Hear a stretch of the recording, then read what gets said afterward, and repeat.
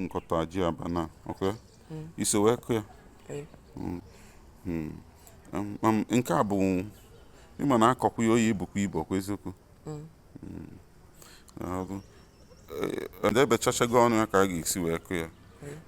Dịka m si wee kwu, ọ tọrọ m ezigbote ụtọ ịfụ na nwatakịrị dịka gị so aka ọrụ etobekwa ikorobịa wee soro wee mụta ihe ndị gboo na-eme.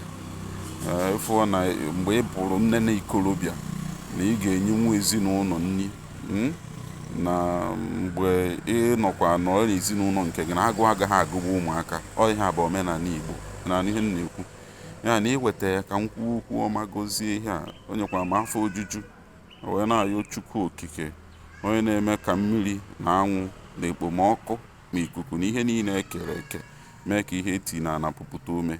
Anyị na-ayọ ka ọ gọzie gị, ka ọ gọzie mkpụrụ akụkụ ndị a, ka o mee ka o mepụta nnene nri nke ga-enye anyị ọkwa ji abana bụ ihe a. Na ji abana bụkwa na ọmalịcha ji, ọkwa ọgwụ Chukwu nyere anyị, maka na a sị na nri ndị bụ ọgwụ ndị. Ana m ekene Chi okike, onye nke nyere gị ọgụgụ isi a. Nwekwa ihe ọzọ na-abụrụ na amago unu na-eji abụbọ nri wee na-eri ji, ọkwa eziokwu. Anyị ga-ewe nwa ebere nke a tụkwasị n'elu ya.